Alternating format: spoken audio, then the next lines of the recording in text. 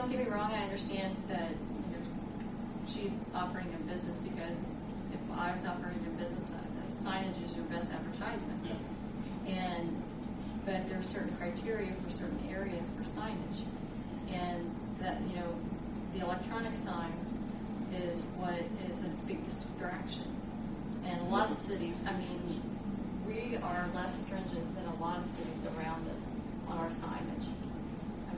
Our ordinance is really a third of what Columbus has, and Shelbyville, and all the. I think the other thing to take into consideration with the property, it is an older property, and it has been zoned for commercial use. And so for any type of commercial use there, I think you're going to have to make some adjustments to it, because not everything in our, as I tried to read through the building sign ordinances, are going to necessarily fit for that that lot description. If it was a brand new construction, the lot could be laid out different. The house could be set a little differently on the lot, to where all of these things would match it perfectly. So we are dealing with a home that is an older home, was there prior to all of these rules, and has been zoned commercial. So, but it's had a business there for a long time. A long time. However, I agree with what she said, but as do businesses change. Each time a business goes in here, it's something different. And we've been fortunate enough that it's been used as office space. But if a retail sales goes in there, then that's a different occupant, and then it's different fire codes. And that too is what we have to look out for also. Just because a building's been there forever and a day and it's been a business doesn't exactly mean that it's up to code. So you got to keep that in mind. Not that this isn't, because it is zone B2 and it has been there forever and a day. But we do have a sign ordinance now in place, and all I'm asking is to look out for the safety of pedestrians and traffic. Kathy, on Main Street there, that's kind of staring me in the face and stuff there. That stuff. And I get complaints, as I said, I get a lot of complaints on that. I wondered how that got. this one wouldn't be that blunt face. Different administrations. But to that note, though, the sign isn't going to be that blunt in your face when you're at the stoplight there. At least it's off to the side, even when you're at the stop sign or coming into that intersection. It's going to be off where this one is currently head on.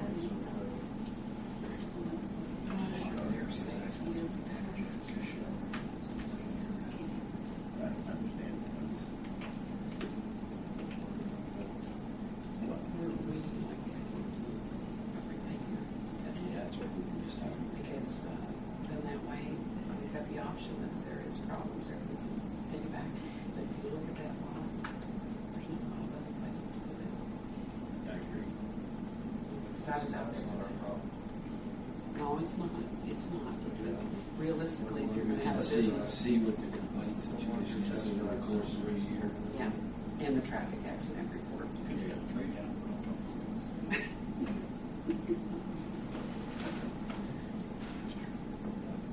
Reasonable. I'll second. Well, what we're talking about. Said she has to request. Yeah, you want to request a change. Yes, I want to request the change. I don't want him to come back again. So yeah.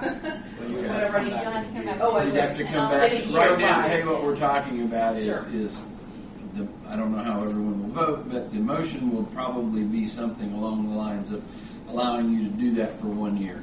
And you'd come back in a year, and that would give us time to review if there have been complaints, if there have been an increase in accidents. We can see what the situation is, and then at that time, we would decide to make it permanent or to tell you, hey, it didn't work out, and you can't have it. And I think that's completely fair. I would be happy to go down that route. So, a motion for conditional exception, right? Yes. So the correct wording is a motion for a conditional exception? No, conditional use. Conditional use, okay. You I remember all that. I'll go ahead and make the motion for the placement of this sign on a conditional use for 1 year. With the reduced setback. Yeah, Yes. with the reduced setback to what looks to be about 20 feet. Give or take. I still think it's going to be That's just my opinion.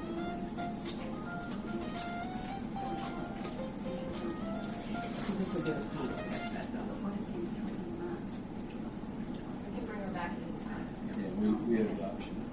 Motion by Esther, So I need a second. See, If that's just, that's the precedence that worries me about it, because we didn't set a precedence with the impact. I mean, folks have like told you no, because It's on of the- the intersection and and the traffic. but anyway, I need a second. second. Motion's been made and seconded. Time out. Chris, Yes. how far do you think that wall sits away from the street? Or which I I'm a guess- terrible judge. How far does that wall set back from the street? How You far get the is street, this? then you get your road ditch that the highway put in, then you got their fence, it's. It depends, spacing From 10th with Street. 10th Street. It's facing 10th Street, so this distance here. I would say undoubtedly, it's probably the wall. I didn't pull it up on the GIS, I went out and looked at it. I'm not for sure what the right-of-way limits are, I can check real quick. Her property line goes out to the center of the street. Yeah, So it's gotta be. it's a property line to the center of the street, but we don't, and that means we don't have a well-defined right-of-way, but if you're looking at probably the amount of traffic, the road width, and allowing a reasonable clear zone required, probably the wall and the sign will both be sitting in what we consider clear zone for a road of that road width. I went out and looked at it too, Mark, and what I was basically looking for was where the wall is as to how much of an obstruction is on that corner, and I really didn't feel that it was, and this is going to sit on top of the wall, Right. and it's not all that high. I did actually go out and look today, so.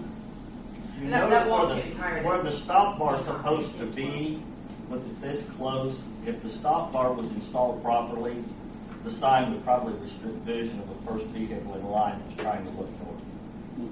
Yeah, you won't see it. The car's parked up there, you won't ever see it. What? At that stop sign. Right.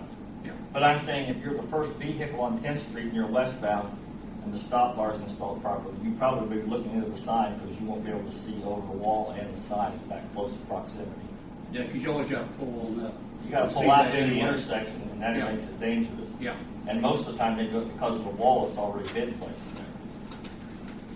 I would say there's at least a 12-foot grassy area between the wall. Well, maybe. I kind of met a parking Is the space variance is for the average distance 10 from feet. Broadway or the distance from 10th Street? This is from 10th Street. It's on the corner, didn't that both ways set back? Yeah, it's barely. And that was specifically to address the fact that you have greater vision at the intersection Yeah. at all times. I mean, that was the reason it was implemented for public safety because of the intersection. It's barely 25 mark. Honestly, if you look at But the. it meets it from Broadway, right? From Broadway, it's acceptable. But it doesn't from 10th Street's where the variance is for, I thought, right? Am I right? Is I've it got a 25? motion. I don't know what the ordinance reads. Is it 25 feet from the edge of the road? 25 from the center, wasn't it, Kathy? No, No? I think it's 25 feet from where the curb lines would intersect. In other words, if your Corner curb lines clearance. continue to a point, It's- you it- measure back It 25 says a feet. triangular from space the property line. at the intersection of the driveway adjoining the property line in the triangular space of two intersecting streets. The triangular space is determined by diagonal line connecting 2 points measuring 20 feet, which she said has been increased to 25 feet with the new ordinance. From the point of the intersection along the property line and the driveway, then connecting the 2 points to form the triangle. So it's the Broadway side, or the 10th Street side. It should make it on Broadway. It's going to be close, but not on 10th.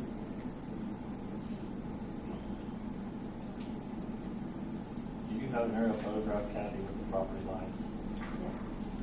Because I don't know where NDOT right away comes back in an intersection. Kind of funky. Pardon? It's kind of funky. I figured it was, but it's a state.